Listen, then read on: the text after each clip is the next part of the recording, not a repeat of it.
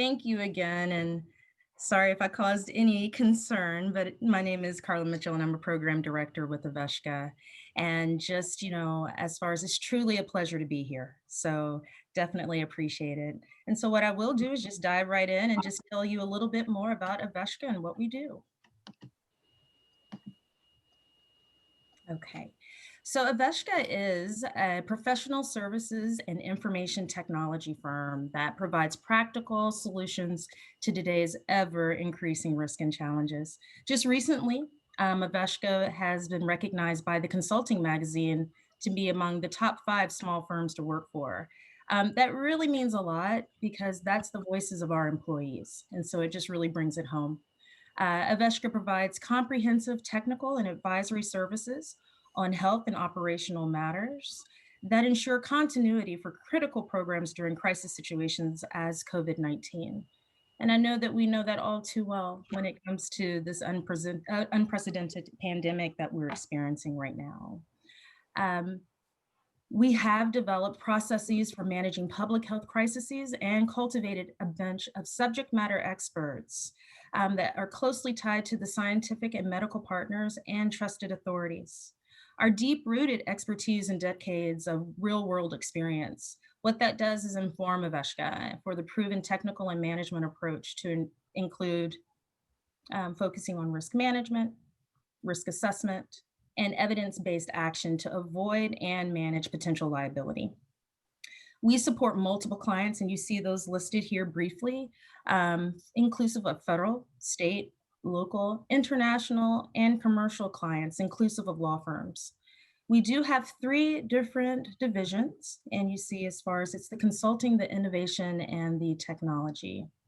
And so within the consulting area, the areas that we support are public safety and security, public health and healthcare, emergency management support. And within all of these actual areas, Aveshka provides that COVID-19 consulting to the federal and the commercial entities. And right now, an example is the Assistant Secretary for Preparedness and Response. We are providing direct support to them, inclusive of Operation Warp Speed, trying to get those vaccinations out to the communities. Within our actual innovation area, we specialize in machine learning, data analytics, security engineering, in which we deploy across our apps that sit atop Aveshka's Candor platform. The Candor platform has been developed in-house at Aveshka, and it's a large-scale big data analytics platform.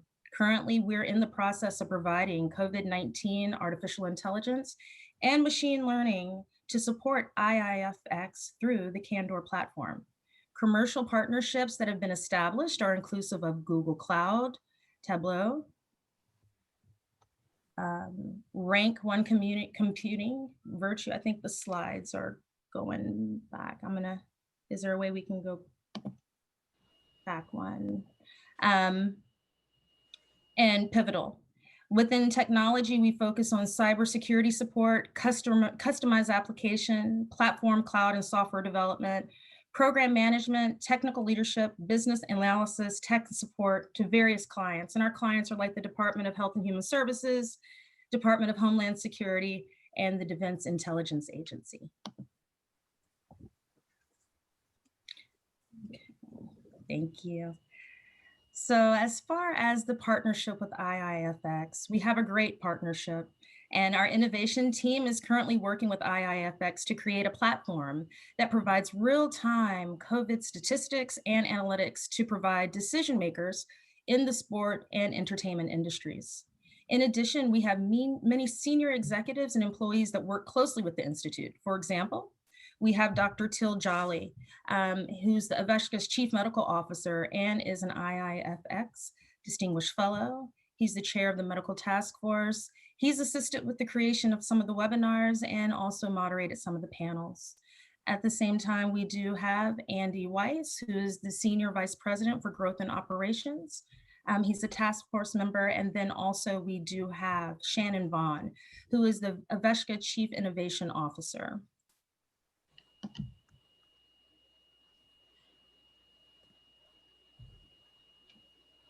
Okay. So what I'm going to do just real quick, if Okay, so what I will speak to, the slides are a little different as far as in light of a pandemic, okay, there are a couple of things that are impacting all of us that I wanted to highlight and currently provide some information. The three key areas that we focus on are operational continuity, workforce protection, return safely to normal operations, and readiness for future waves in advance. Let me look and see if I can get to that slide. Yeah, that would be great if I'm seeing somebody for your message from Chris. Thank you.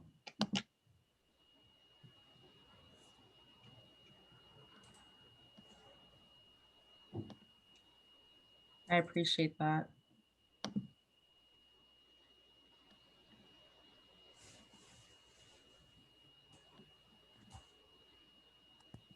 Sorry, guys. No problem, Carla. If you could just bear with us. It's okay. We're here. Okay, so it won't seem like I'm just talking randomly. This is what I was talking about. So thanks for your flexibility and understanding. So just in light of the pandemic, these are the areas that, we know it's all impacting us in a different way. These are the areas where we focus: operational continuity, and workforce protection, safer return to normal operations, and also the readiness for future waves and events. And so when it comes to these areas where we offer support, we do have health professionals that are out there on call to help clients respond quickly to issues that arise, such as like positive cases, potential exposures, and to determine the courses of action that they should take.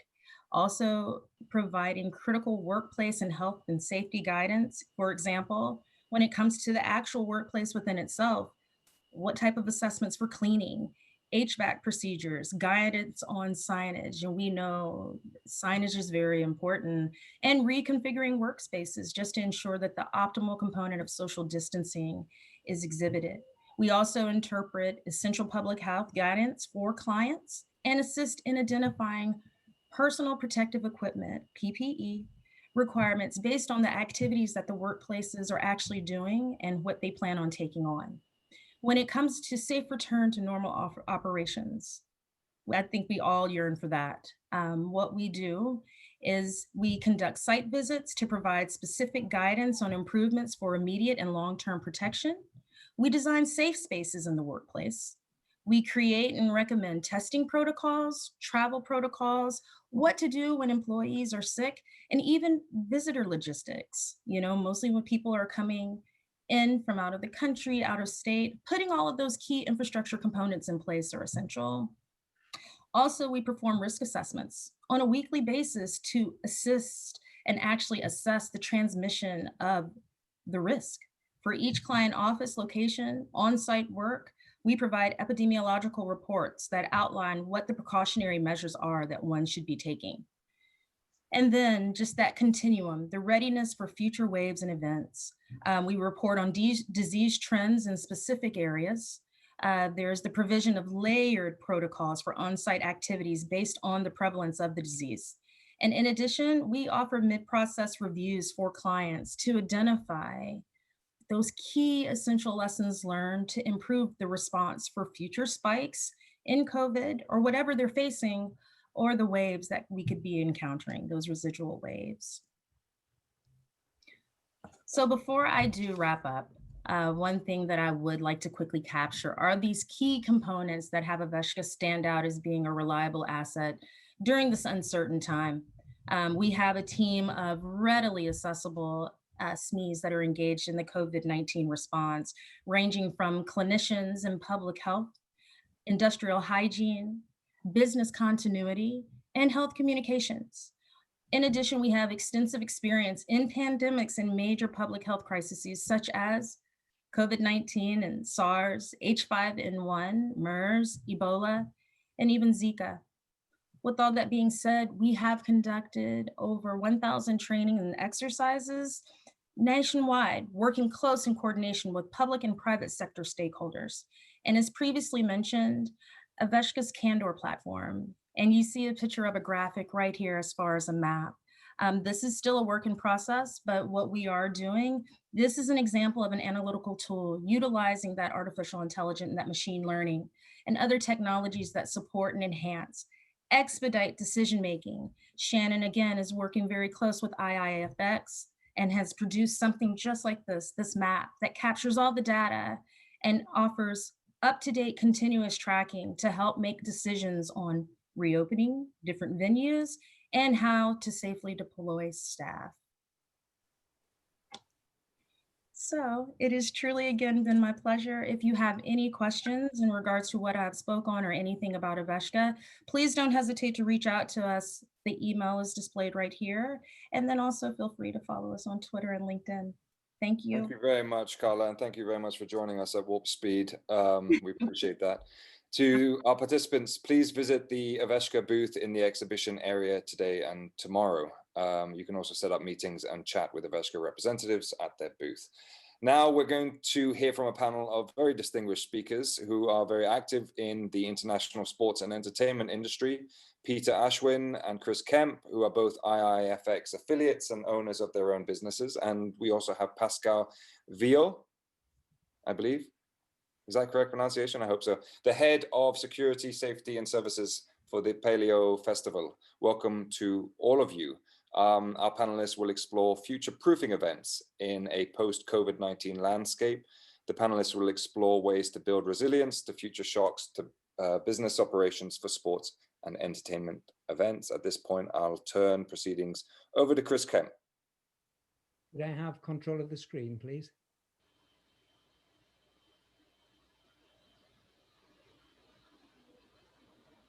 Have you got it? Yep, I have.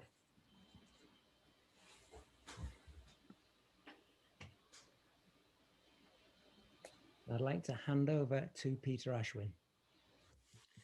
Thanks, Chris. You're a little bit quiet there, my friend. Welcome, viewers out there. We're really pleased to have you here today. It's really exciting. I think it's about this whole global connectivity between Pascal's in Switzerland. I'm in Montreal. Chris is in London. We got Ross in Lyon in France, and Carly must be down in the US somewhere. So it's quite exciting about this. We just got a couple of slides on my own behalf. I'm just talking about looking at the risk horizon. It came about as trying to give this decision support tool to some of my colleagues in the festivals and events industry who don't have a lot of resources. How do you make sense of uncertainty?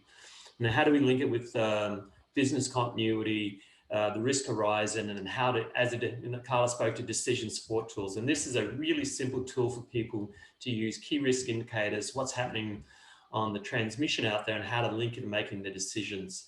This is all about, one is initially is about survival mode, which they've gone through that stabilize and preserve. Then people are evolving and pivoting. But now as we're finding those who postponed into the fall are now making that decision cycle again, which is very, very difficultly from their survivability. They're hoping to survive 2020. Now they're looking at, can they actually survive and preserve their businesses and operations, the not-for-profits into 2021 based on this horizon.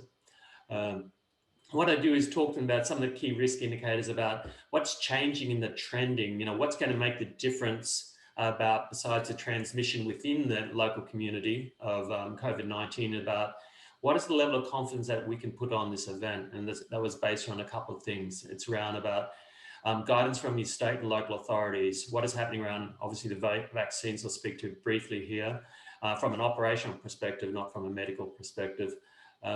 Supply chain stability, and can you actually get your people, and this perception of risk about your guests and fans who are going to attend. So I started mapping across, this is the preliminary jurisdictional sort of approach to phasing in the vaccines, and then mapping it across this timeline. It's some positive information coming up now about where we're tracking, particularly out of the US, which is my other foot in North America.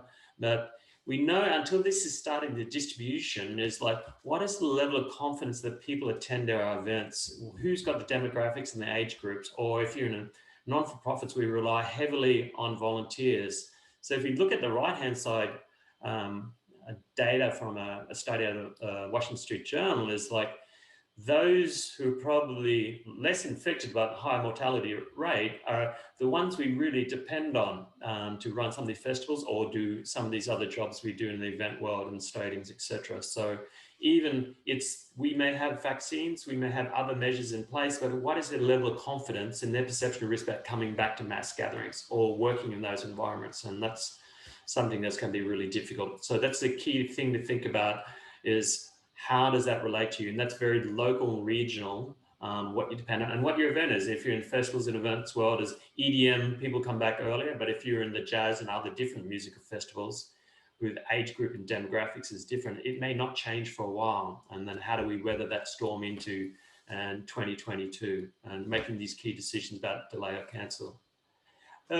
We talk about risk management, about protect value, from a security domain side, but also there are opportunities in this environment. And I think what we've seen now is leveraging technology, what's emerging now, doing things differently. Cashless point of sales is becoming more prominent, and we're looking at Zoom and other technologies and people more comfortable doing video conferencing, which is important for just-in-time training. We can do some of these response planning prior to events. On the positive side, we have this chilling effect on some of the extent risks. We think about those from a terrorism point of view or a security perspective, where we have a lot more contact, a lot more situational awareness with our staff in this environment, which has a detrimental effect on those who wish to do hostile surveillance. Pursuing capability development and doing things differently. Imagine guest journeys, and this is what Chris is going to look at. We're now rethinking what we've done before, and actually it helps us become more agile in this environment or risk adaptive or adaptive risk management. We can adapt and change and survive and make decisions better. And I think this is one of the strengths coming out of this as we develop our people, keep them on board. So it's just a couple of thoughts, and it's great with having Chris and Pascal. We always love talking shop and leading up to this about talking about what Chris is seeing from a guest experience out there and how they're approaching it. Okay, so we're going to talk about a little bit about that and what Pete said and what we think about it. Pascal, what kind of thoughts have you got on the kind of things that Pete's been talking about? Thank you. My first thought is we are in a difficult situation with difficulties to have a vision about the horizon, like Peter said, and it's very difficult to anticipate the future, and it's very difficult to see what could be the evolution of the curve. And this curve representation or this curve vision about the situation is probably quite tricky because it's always the same form and the same way of thinking about it.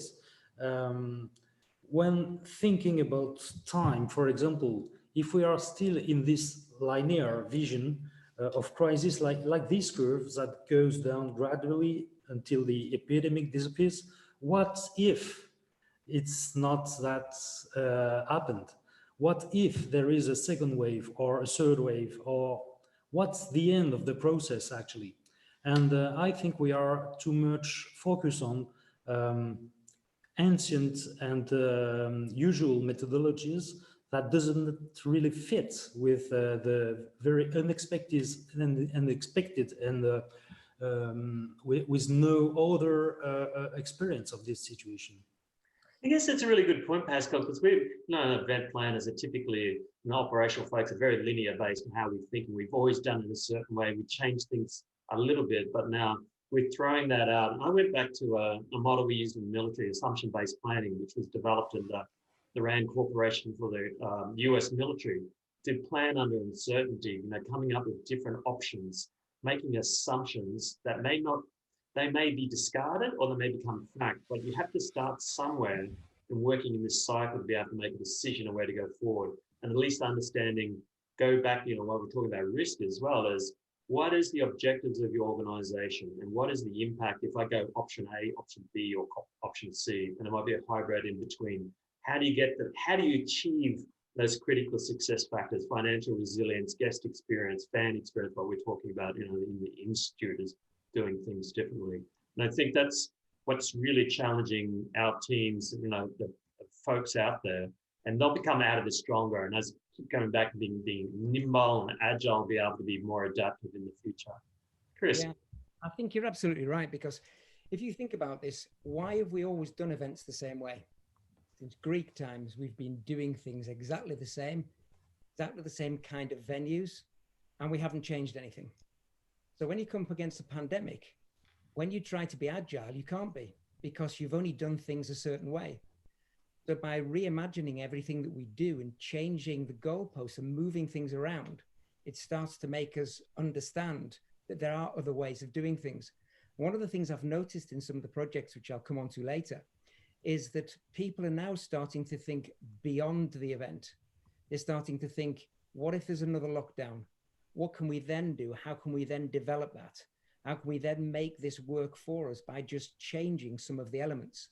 Rather than throw everything away. It's like, what it's like when planning, a new planner comes in, they throw the old plan away and put a brand new one. And there's nothing, virtually nothing wrong with the old plan. It was just, it wasn't written by them. So when that starts to happen, people get a bit edgy and they don't get a chance to actually change things or modify things. It's just somebody else's new view on always what we've been thinking about. So it's about blue skies thinking. It's about getting to grips with how people look at risk and turning risk on its head. So understand it from a different perspective. Because if you think about events, what do we always do? We run it how we believe it should be run. Who else do we ask? There's a lot of different people out there we can ask to get an event to run properly. But there's a lot of egos in the events industry. And many of them believe that only their way is right. And I think that's a problem. The good thing, like some things you're doing, is like doing these test events, testing aspects of the plan and the operation, and learning from it. Because, I always go back to, critical analysis. It's about things that have failed, we learn most from as the things that we do well. So, and I guess out of this, if we look at how we're now evolving, it will set, future pathways, how we plan to deliver events in a better environment, a safe environment, whether outside of COVID-19 or inside. Okay, I think we've come to our end of our discussion with this. And so shall we move on to the next section? Why not?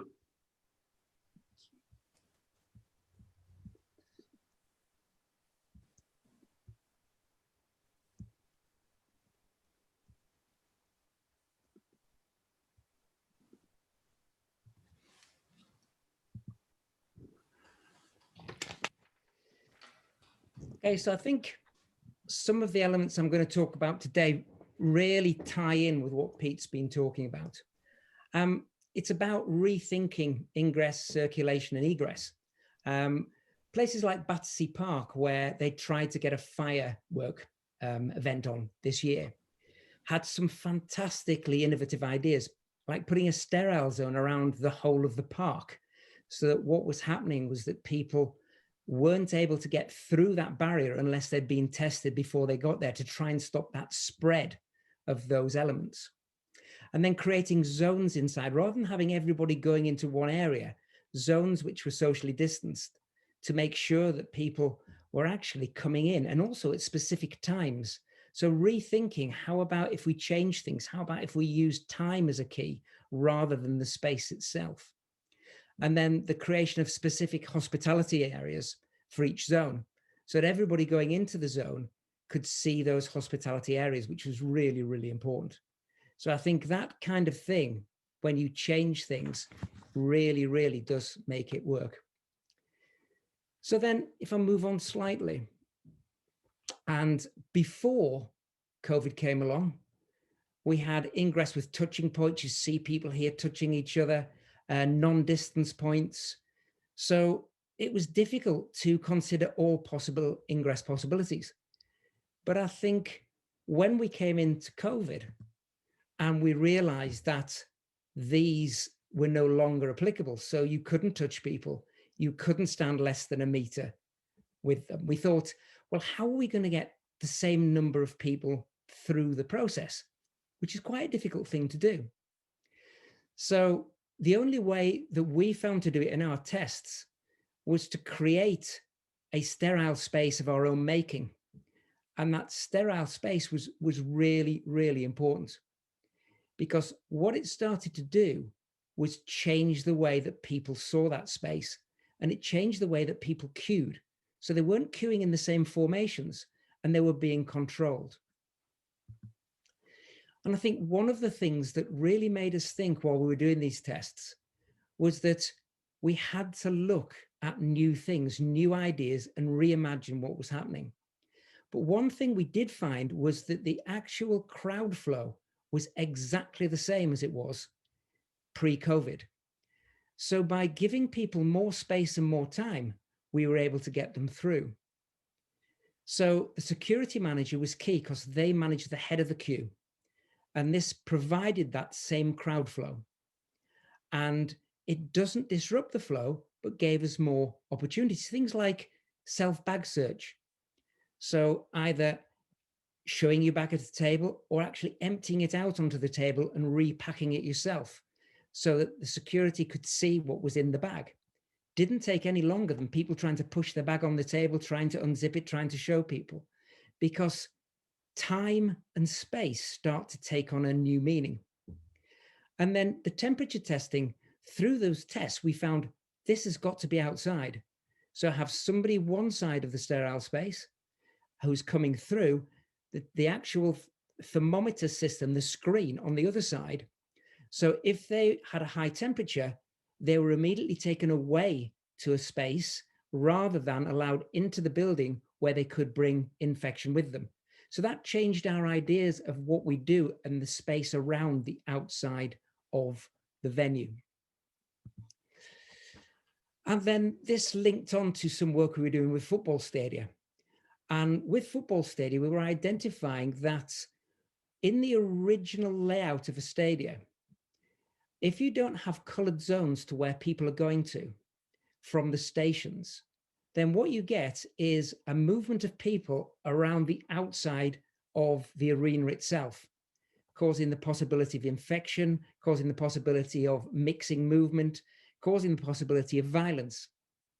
So by identifying specific routes that people could take from the station, people began to be re-educated on how they would come to that station.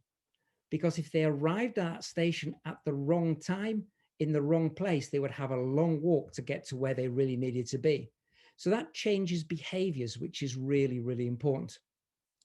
So that intermingling of supporters is stopped, controlling the sectors appropriately works, but it also changes the way the fans choose their arrival, departure, and transport points.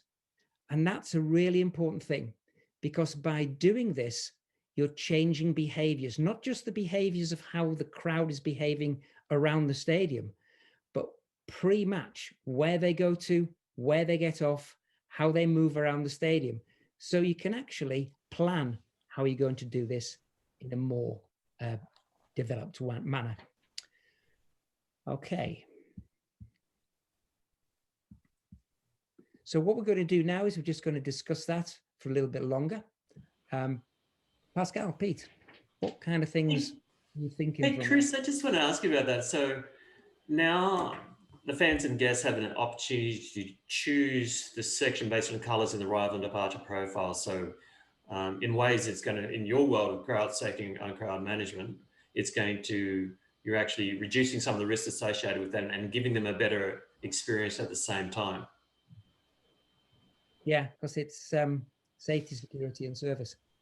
Yeah, one of the things we spoke about, remember, I think the Trino 2006 Winter Olympic Games, during opening ceremony, we painted lines for arrows for the different client groups because they're coming in during late afternoon, then leaving in the evening. So they knew which way to follow. And I'm just thinking back what we did then from a guest experience and what you're doing now just makes us so much a sense for a guest. But you're right about, how do you find about, I guess, how do we change this behavior? How do we do a better job of messaging, getting this out? Because things are different in the COVID-19 environment, and you're going to experience a different journey when you arrive at your stadium. Well, it has to start, doesn't it? It has to start at point of sale. Because if you think about zones, then if they're colored, then the tickets have to be colored as well, so you know where you're going. Otherwise, it doesn't work. So you've got to have all those kind of pre-developed systems, both wayfinding, signage, and also your communications internally and externally. So the communications plan and system is absolutely essential. Pascal, you've done some stuff on this, haven't you? Yes, I do. But I would like to go back to your example of searches, because it's very interesting, as searches is the iconic operation of in event security. And what you present is a way to ask the question, why are we doing that? And how is it adequate to the risk? And the answer is, actually, we always did like that. So we are in the moment where we try to see behind the habits and behind we always did like that. What is the goal? Why we do it in this way? By the way, do you know what's the meaning of event in a psychological and philosophical point of view? It's a break with the order of things, and that produce a demand of meaning. And I found it very funny to see that, yeah, we are such in a situation where nothing is just like we did, always did. Yeah, it's the antithesis of what you think an event stands for.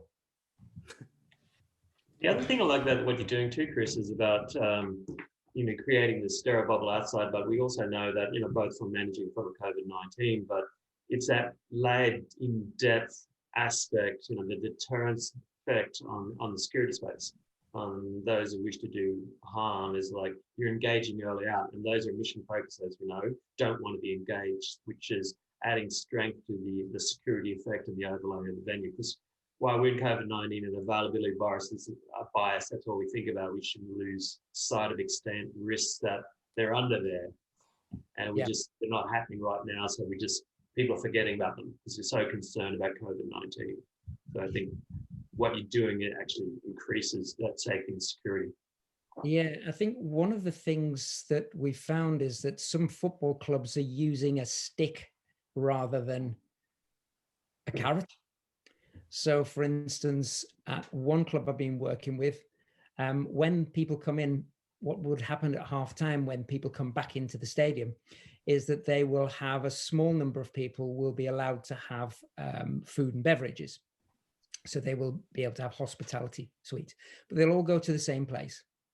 Now, can you imagine, because every seat where nobody sat in the stadium has a cover over it.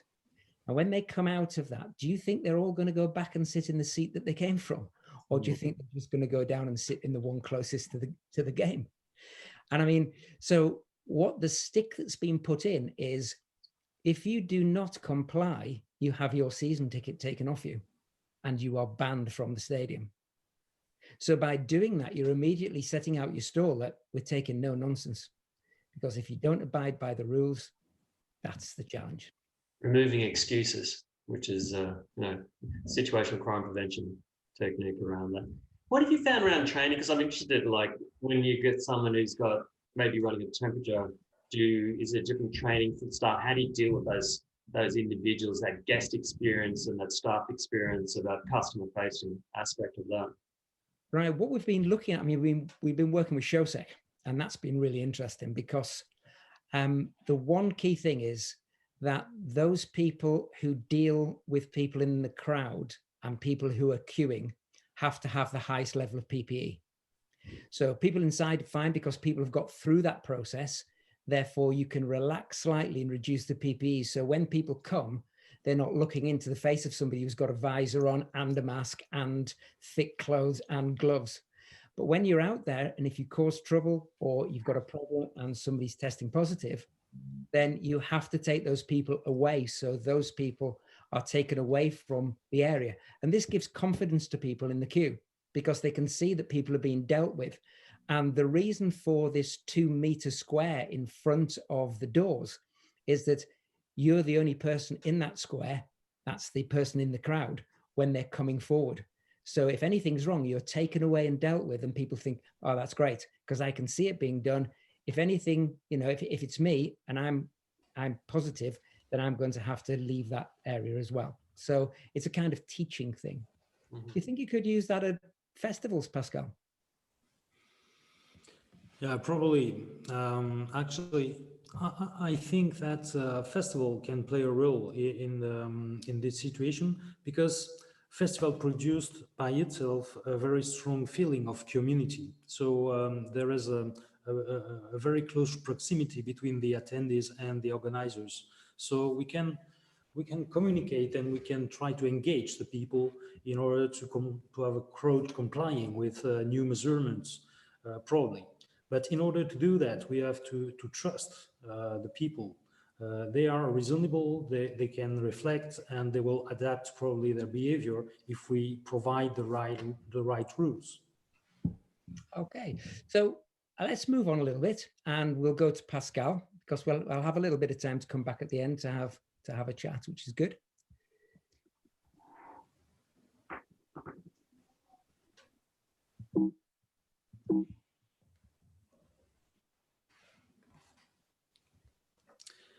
Okay, thank you, Chris. While preparing this session, discussing with my speaker fellows, we ask to ourselves what's around the corner, actually. Why is it so hard, so difficult to find a way out to the crisis? And I would say probably it's because it's not a crisis. A crisis in a common vision is just like you can see here. It's not a linear vision, it's a cycle vision, but it starts with a blast, initial blast, like a disaster. And what did we live actually with COVID-19? It's not a blast actually. It's a perfectly known risk, but underestimated probably, and spreading till it became out of our control. So the crisis is not probably related to COVID. It's related to our capacity to deal with this new situation with a risk that spread and become out of our order. So this put probably our risk mitigation system into the tests, because there will probably not be a back to the normal. It's a it's a never-ending story, never-ending crisis. So it's not a conventional one. So the question is, why are we not able to use our usual methodology to fit with this situation, to deal with that? And in my opinion, it's probably because we can't manage this situation like a conventional crisis. And as there will not be back to the initial point, we are more into this spiral process, including time and space dimension changing constantly. So in order to find a way out to the crisis, we have to consider the situation not like we will do with our models, but like it is in reality. So how can we go toward a new normality, living with COVID risk? We will do it probably with another and different consideration of time and space. If you look at our perception of time, for example, it has changed drastically. This linear vision is not efficient anymore, but we only have that kind of tool to visualize the situation and to think about it. So we need new tools, we need new vision. And in order to do that, probably we need to think about space especially, because considering lockdown, working at home, living at home, no chance to travel abroad, our perception and our experience of space is changing day after day. So if you look at this process in even safety context, for example, considering queuing, we can see here that time and space change and people evolved, and probably the people behavior will evolve constantly and naturally depending on the situation. Before COVID, the queue was with a proximity between people one each other, And in the first period of time after the COVID eruption, we try to manage the social distance, which is actually a physical distance between individuals, for example, with marks on the floor, because people were not used to that new normal or new standards, and they need some guidance and some rules that they can comply with to feel to feel active in the process of dealing with the risk and not only being a victim.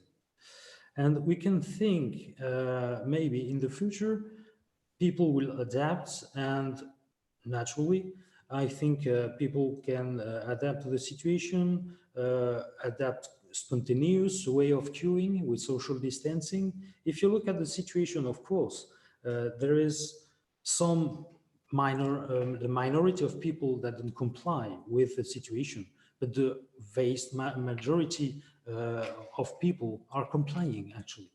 So I would say we as event organizers, as people in charge of crowd management, we will have to adapt and to change accordingly.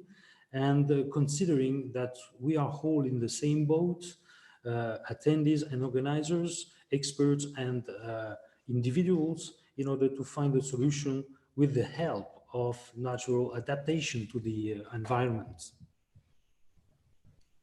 Okay, so can have a little chat about that now, because I think there's some very interesting points you kind of brought up there. The one that interests me most, I think, is the relationship of time and space.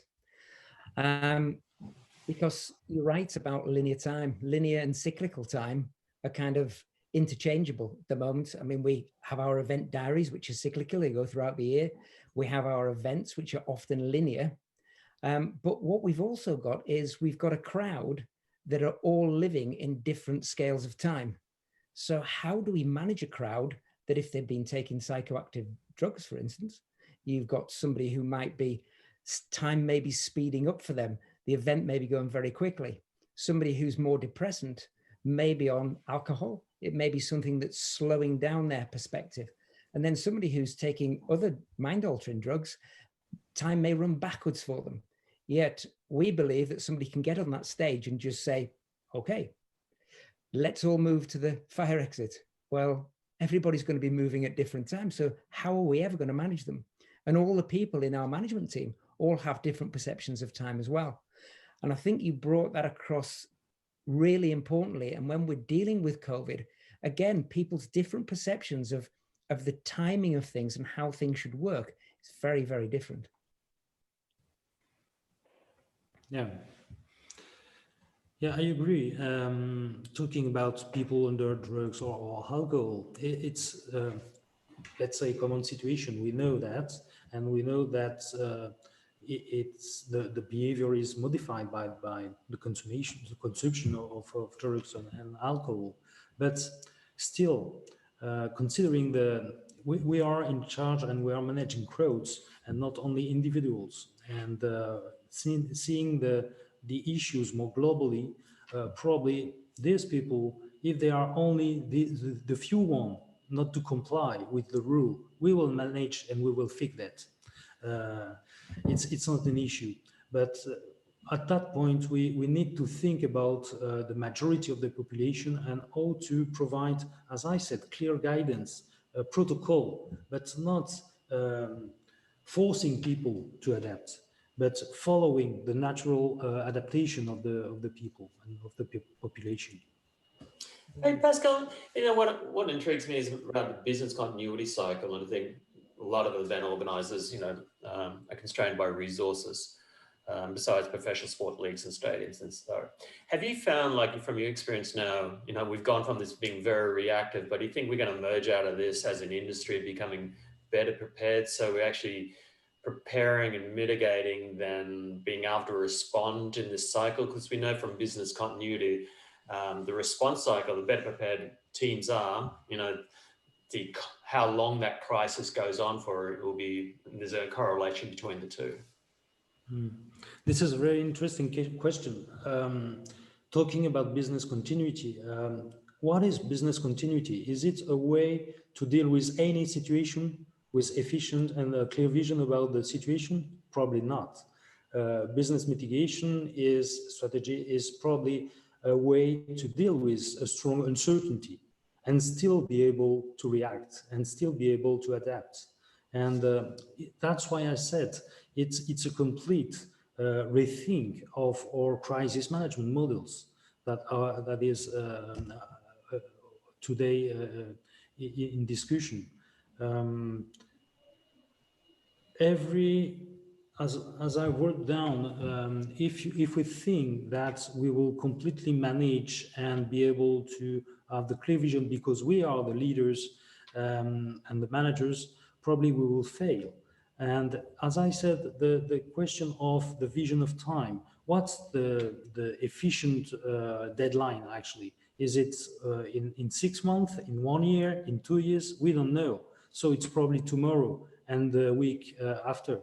So how can we manage without this first quality of the leader, which is I see more and longer than the others?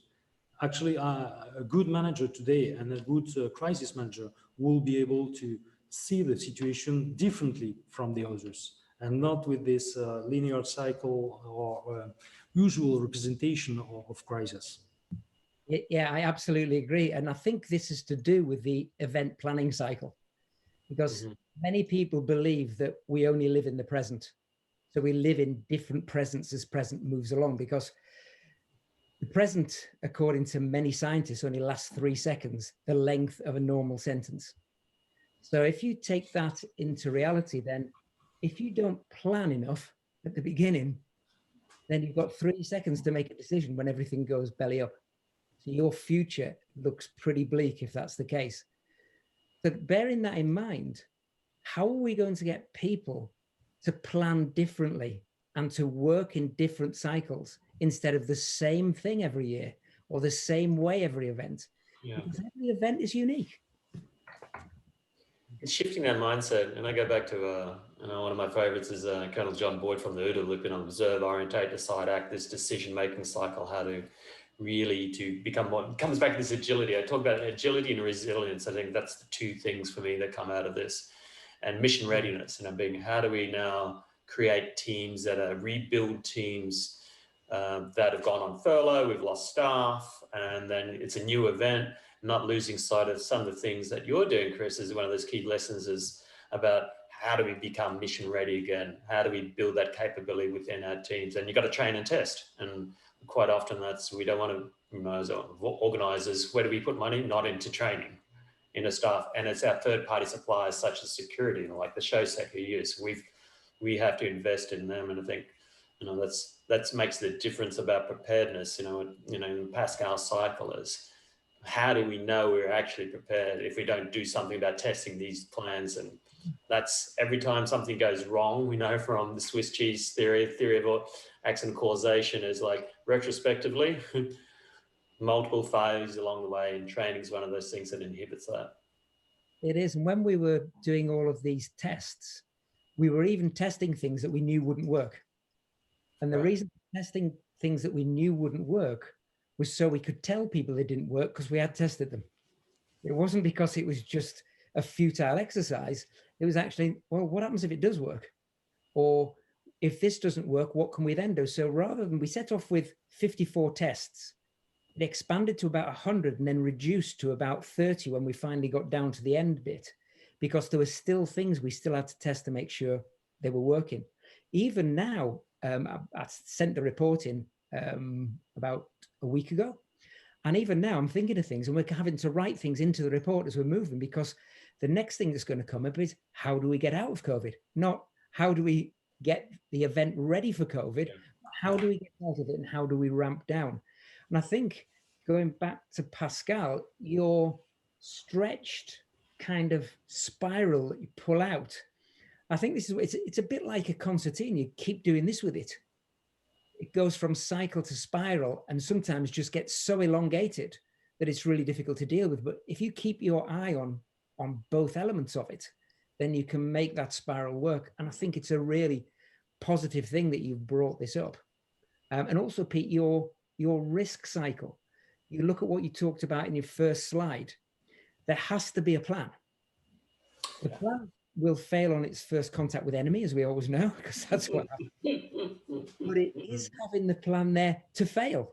Actually, if that plan fails, that's a movement, isn't it? So how do you guys, with what you do, come to terms with that? I think that's, it's an interesting question. It goes back to, most of us don't like talking about failure, whereas that's the most positive thing we can talk about is, that critical analysis keeps going back to that cycle. We've got to focus on failure until we get it right, and we take those lessons. And I think, in the Institute is about bringing these mindsets together and sharing them more broadly across, the spectrum of subsectors within our industry. Is saying, this may not have worked for us, but this is what we learned from it. It may work and adapt into your environment. It's like what Pascal is saying, this stretching of things, these things are in there. How do we leverage those things as we go through this cycle? And I think it's going to keep coming like this, and COVID in waves and changing until we eventually exit it at some point in 2022. I think you're right. I think one of the things, Pascal, if you think about when you brought an issue to the European Event Safety Group and got all of the minds in the room to concentrate on the issue to see how that issue could be fixed, and then put that issue into practice at the festival to see what would happen. It was fantastic. So it's getting other people. We are too frightened in many areas to share. Right. And I think the risk is higher where we don't share good practice. Because if we don't do that, what we're doing is we're just doing the same again and again and again. And I think doing the same thing means that we fail in the same ways. And that's why, if you look back at all of the disasters, in every disaster, you can see something from another disaster because we haven't learned our lessons. And these cycles are no good as cycles unless we can pull them apart and move them around and change them. But we're quite willing to say, well, we've put a new barrier in there. Well, we've put 4 more security guards on that area. It'll be fine. Well, have you tested it? As you say, Pete, no. Have we looked at it more? No. Have we done any scenarios on it? No. So how do we know that it works? Trust but verify, assurance. But it's very true. And I think that part of this is we're getting this collaboration within the industry, which we've been very siloed against. You're right. It's like, we don't want to share our IP. We don't want to do this because we're doing it better than you're doing it. But now it's like, it's part of the survival mode for us. And I think we're learning and evolving as an industry how to share better. And like, we all fail or all stand together. I think there's no other way forward in this because we have to. Yeah, I think you're right. How do you think your festival is going to look this year, Pascal? Difficult question, of course. We would like to have the answer, actually. If we were in that kind of mind setting with a vision about what will be the situation in 6 months, but actually it's impossible. So the question is a very methodological thinking. It's not about what will be the consequences. We know now that there will be some bad consequences in case of there is no festival season, for example, in 2021. But for example, when will we be able to make a decision, and what will be the criteria to make the decision, the right one? This is very difficult, and we have to imagine the methods in order to manage the situation while living it. That's why it's very difficult. Yeah. And you don't know that it looks like a spiral when you are inside of the spiral. You know what I mean? Yeah, I do. Pete brought out a really interesting thing we always talk about, and that is COVID is written this big. Crowd management is written this big. Counterterrorism is also written that big, but it keeps getting bigger and then smaller again. What can we do to get people to keep their eye on everything and not just one thing, which is COVID? Because everybody's forgetting about all the other things that we've spent years and years and years trying to prepare and trying to make right. When one pandemic comes in, bang, it hits. everybody focuses right on that area. And I think that's kind of pretty difficult to get out of. So how are we going to deal with this? Yeah, it's a good, it's one of the things we've chatted about, Chris, and I think we do. Generally, we talk about risk, and by and large, most people sometimes have risk register, some don't, and they assign risk to an owner, which is more risk-aware organization.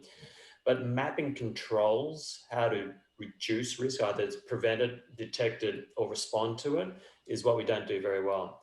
And all these things we're doing now, we know is having a positive effect or reducing, or preventing the likelihood of other risks. And I think that's what we need to really start focusing on. Remember, if you're doing these things you're doing now in your testing, we know they have a positive effect on hostile surveillance, for instance, around that. And that's something we can do, is make sure we document risk and make sure we understand things are changing and evolving. Risk is dynamic, as Pascal knows now, talking about the cycle. It's not a static thing. And just because it's not happened now, it doesn't mean it's not going to happen in the future. Because it hasn't occurred, does that mean it's effective? We don't know. The past is not an indicator necessarily of the future. We can use some of the data. Thanks to Carl, I've got good AI in data mining using big data, but we still got to focus on the effectiveness of what we're doing, these controls here and now. That's some of my thoughts on that, as you know. Yeah, absolutely. And what about appetites for change? I mean, do you think risk appetites are changing? Or do you think we're still very, very risk averse in what we do? And do you think what we're trying to hit with those is going to make it so there is less risk, or it's mitigated more in the future? It's a good question. Depends very much about local, regional, and the event itself. And some of the organisers I know that making that decision now is like, do we run with this or do we not? How do we manage in this environment, both from a reputation, financially, if it fails? And that's keeps coming back to these, what decision support tools are got, and things like, Pascal, you're doing is providing organisers this methodology which we need to adapt within the industry about making better decisions. And we talk about risk-based decisions, but quite often it's this tagline throwaway, but how do we prioritize risk if we don't have some metrics around it? And what are we measuring against? And we don't do a very good job of that. And hopefully out of this, it's driven by science now, people are starting to measure things, but how do we take those lessons and apply them outside of the COVID world of risk back into what we're doing? Yeah, how do you think that works, Pascal? Yeah, I think the key word in that process will be normalization. Will we be able to normalize the COVID risk in order to be able to manage it? This we will need some probably new vision, but we don't build from nothing. So we will have to check about our toolbox, what is inside and what could be useful to deal with the new situation. And it's both way, when you were asking about what is this new appetite for risk or new normal. Actually, the new normal will be what we will do with it and what we will be able to do with it. So we will have to find the right tool to deal with the risk, to work on it, and to be able to normalize it in the end of the process. I think that's a really important point, Pascal, about this toolbox. And I think this is where a lot of people are struggling now is, we depend on our decision-making through heuristics and things like that because these mental shortcuts, because we've done it so many times and we've got this a lot of experience. But when people now have no experience in this environment, so we can adapt some of these things. How do we gain that? So we need to go back to some tools, create tools to help people navigate through and make decisions, the best decisions they can with the best information they've got around that. It's a really important point, is helping people build this toolbox, and that's a collaborative effort. It's not individual. No, I think you're right. And I think one of the other things we've got to keep an eye on is how frightened people are going to be when they come back to events. Are people going to flood back all at the same time? Or are they going to actually creep back in small numbers? Because we're obviously not going to open the floodgates straight away. It's going to be a graded development, getting people back. But are people going to want to come back? Right. I mean, it's an important point, because if they don't want to come back, the events industry is going to really struggle.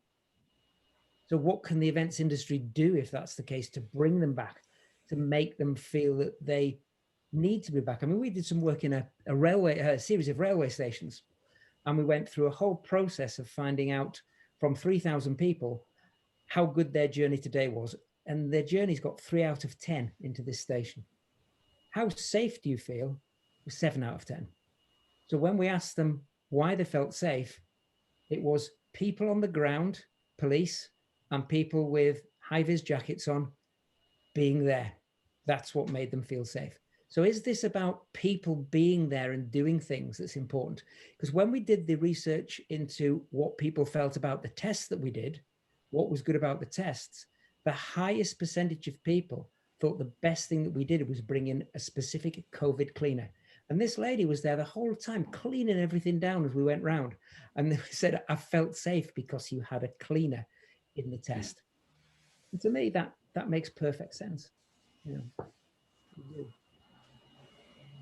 So I think we're coming towards the last few minutes.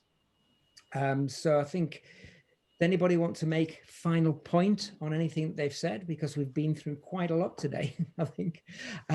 Lots of different cycles, in fact. And so would anybody like to say anything, what their takeaway is from it?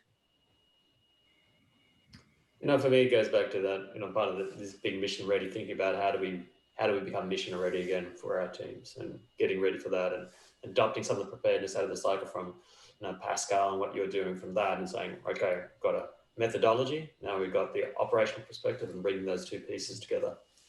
That's for me. And it's always great to talk shop with you guys. Every time we get together, we explore different avenues, and leading up to this is saying, how are you going to structure this? We're very organic, because that's the way the conversation goes. These neurons start firing. And Chris Camp said that. Oh, Pascal, I'll think more about that when I leave here. Pascal. Yeah, it's fascinating how the complexity of the situation can be interesting in terms of intellectual thought. It's quite fascinating. But as I said, we don't build from nothing. And probably back to this toolbox, we will learn to use the tool in a different way. But we have all the tools available. And I really believe and trust crowd management expertise to help to deal with this new situation, for sure. Okay. I think for me, if you look strategically, tactically, and operationally, then the kind of things that we're talking about, something's got to give somewhere. And the interoperability between all of the people we deal with will have to be changing to a more kind of non-corporate activity. It's got to be a community of people, a community of minds who work together to create the best outcome. Because as we know, you get people in a control room who are always right. Even if they're wrong, they're always right. Key to it is actually to be open and understand that there are experts in there that know far more than some of us know on any subject matter. And they can come out and say, well, actually, this is what you should do. And it's always the reflectors, the quiet ones who sit at the back, and then something goes wrong and everybody's running about like headless chicken. They go, stop, this happened in such and such a place. This is what we need to do. And I think when you think about COVID, that's going to be the kind of thing that comes out when you've got medical representatives in there who suddenly say something, you think, oh, I didn't know that. So need to listen to people, the experts in their own fields, and they can help us to really come together with what we're doing. Thank you, Chris, Pascal, and Peter for this outstanding discussion and for your excellent insights. I certainly really appreciate you taking the time today to help us all prepare for future shocks in post-COVID-19 world. Thank you again to Carla and to the team at Aveshka, whose generous sponsorship made this presentation possible. Thank you very much, guys. And thank you to all the participants for attending this session. Please take time to visit our sponsors and exhibitors at their booths in our exhibit area. Make sure to fill your digital swag bags with all of their offerings. You can also schedule meetings with the representatives of each sponsor at their booths. We invite each of you to join IIFX and other sports and entertainment fans and professionals as we try to build a path to return to work, play, and spectate. You can find out more information about how to join, how to become a member, and also about our activities at iifx.org. Thank you guys very much, and I look forward to seeing you at the rest of the conference. Thank you. Take care. You guys. Bye-bye.